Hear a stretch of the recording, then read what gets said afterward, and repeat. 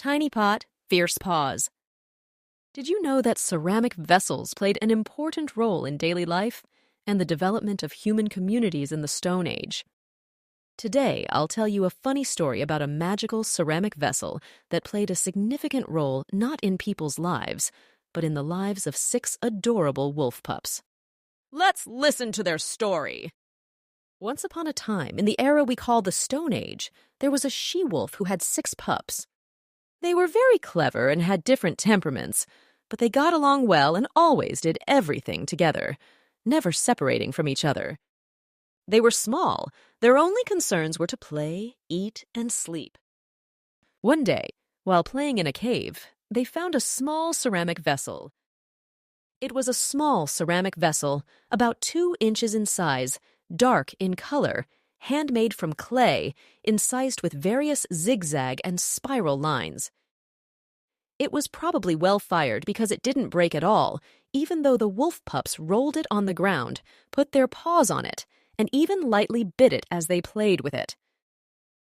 This ceramic vessel was magical, but they didn't know that at first.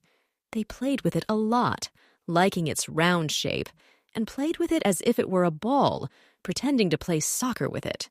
Although soccer wasn't known back then, it hadn't been invented yet, but that's what their play with the vessel found in the cave resembled. This ceramic vessel contained some bones within it. Since the wolf pups were still young, they didn't quite recognize what kind of bones they were, but they noticed that there were many different types of bones, and they were very diverse. They understood that they were from different animals. One night, while playing with this ceramic piece, it was a full moon, they discovered something amazing. Whoever touched one of the bones among them transformed into another animal, probably into the same kind of animal whose bone was the one the wolf pup touched. But this only happened if it was a full moon, and the effect lasted only until morning. In the morning, they transformed back into wolves. Once they discovered this, they couldn't wait for the full moon to come, and it became their favorite game to touch the bones and transform into other animals. They wanted to see how other animals lived, especially those they couldn't approach in their wolf form. They agreed that each full moon, one of them would touch a bone, and the next day they would tell the others how it was and what they found out. On the first full moon night, the wolf pup, who liked to climb a tree trunk to see the world from a higher perspective, touched a bone. To his great joy, he transformed into a wild goose that could fly. That was all he needed, as he already enjoyed seeing the world from above. All night, he flew in the sky, which he enjoyed greatly, but he was also very saddened that he didn't encounter any other wild geese. The wolf blood inside him didn't turn into goose blood. In this form, he would eagerly eat a goose, just as he would as a wolf. However, the geese slept at night, not like the wolves, so he didn't encounter any other geese, as he had no idea where they slept. In the morning, he told the others how beautiful it was to fly, but he was disappointed that he couldn't even catch a small goose. The second time the full moon came, another wolf pup touched the bones. However, he was impatient and didn't want anyone else to touch the bones before him, so he touched them right when the moon appeared in the sky. It was still light outside. It was after lunch, and the moon was barely visible, but he rushed. His dream was to transform into a lion. He wanted to be big and strong, and to scare his brothers, of course, just for fun. He imagined a funny scene of how he would scare them all by roaring loudly, as he had heard from the lions he knew. However, since he was inexperienced in recognizing bones, and maybe there weren't any lion bones in that small vessel, he chose the bones that seemed the biggest to him. In an instant, he transformed not into a lion, but into a rabbit. He was very scared when he realized what kind of animal he had transformed into, but it was too late. His brothers woke up, unaware of his transformation, immediately smelled the rabbit scent, and started to chase him. The poor thing couldn't tell them that he was actually their little brother, so he ran away as fast as he could. His brothers didn't catch him, but they had a lot to hear from him the next day when he transformed back into a wolf pup. They scolded him, almost beat him, but they just laughed. They found the situation quite funny. So, every full moon, one of them would transform into a different kind of animal until they learned to recognize the bones of various animals. Another full moon came again. This time, two of the brothers agreed to both touch some bones so they could both transform and start their adventure together. Both of them loved singing so much, they thought they would touch the bones of a nightingale and learn from them how to sing. Such a thing had never happened in the great wolf family for any of them to sing like nightingales.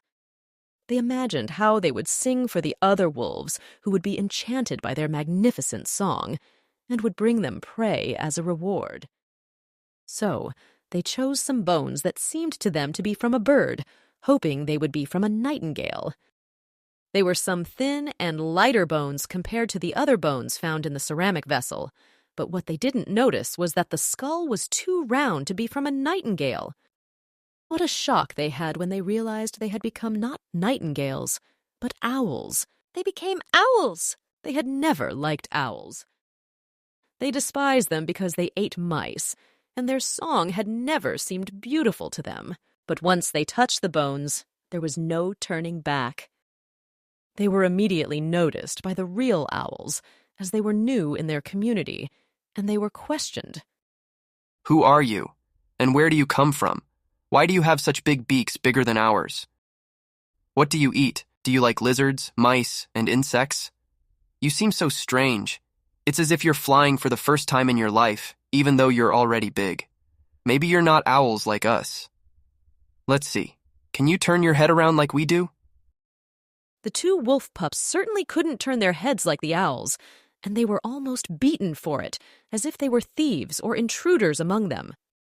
The real owls asked them more questions to see if they should accept them into their community or not, but they didn't know how to respond. Then, the final test was for them to sing something. Poor things sang as best as they could, sounding too much like wolf howls, which the owls couldn't bear. Some burst into laughter, others got angry and yelled at them to leave, and still others wanted to kill them as if they had done something wrong. They barely escaped with their lives. They couldn't fly like owls, nor did they know where to hide from them, barely remaining with a few feathers on them from all the beating they received from the owls. When they returned to their brothers and saw how they looked, they all lost their desire to touch the bones again and transform into different animals. They thought and talked among themselves about how it's best to be a wolf. You're not afraid of almost anyone. You're beautiful. You sing beautifully. You have friends. You have freedom. What else do we need to know about how other animals live? Let's get rid of this cursed ceramic vessel! They discussed a lot about what to do with it. They were afraid to break it. Who knows what magical powers that vessel still had, so they decided to roll it to the humans, where they lived. That's what they did. Along the way, all the bones fell out of it. And when they arrived at the humans, only the ceramic vessel remained. When the humans saw that the 6 wolf pups were so adorable and understood that they had brought them such a beautiful ceramic vessel as a gift, they were delighted with them. They gave them good food, petted them, and became good friends. The wolf pups grew up big. The houses of the other wild animals appeared from the humans, and the humans loved them even more and fed them every day. So, gradually they became friends and never parted again. Some people still say today that the ancestors of today's dogs are these 6 adorable wolf pups who wanted to know what the life of other animals was like, but in the end, they liked best to remain wolves. And so, the once curious wolf pups found their place among humans, living in harmony and forging a bond that would last through the ages. Here marks the end of our story. The actions and characters in this story are fictional. The historical truths are as follows. Ceramics in the Stone Age marked a significant technological and cultural advancement. Early humans showcased their ability to craft utilitarian and artistic objects from clay. These early ceramics were primarily used for storage, cooking, and serving food, reflecting the shift from nomadic lifestyles to more settled agricultural communities. Techniques included hand-building methods such as coiling and pinching, and decoration often involved simple incisions and patterns. The durability and versatility of ceramics allowed for their widespread use, making them an integral part of daily life and cultural expression in Stone Age societies. The domestication of dogs is one of the earliest examples of humans forming a close relationship with another species. There are various theories and hypotheses regarding how this process occurred, with no definitive answer. It is believed that it started with wolves gradually becoming more comfortable around human settlements. Over time, these wolves adapted to living alongside humans, eventually evolving into the domestic dogs we know today. This process likely involved a combination of natural selection and human intervention, selecting for traits such as reduced aggression, increased sociability, and the ability to understand and respond to human cues. The domestication of dogs provided early humans with valuable companions for hunting, protection, and companionship, significantly impacting the development of human societies.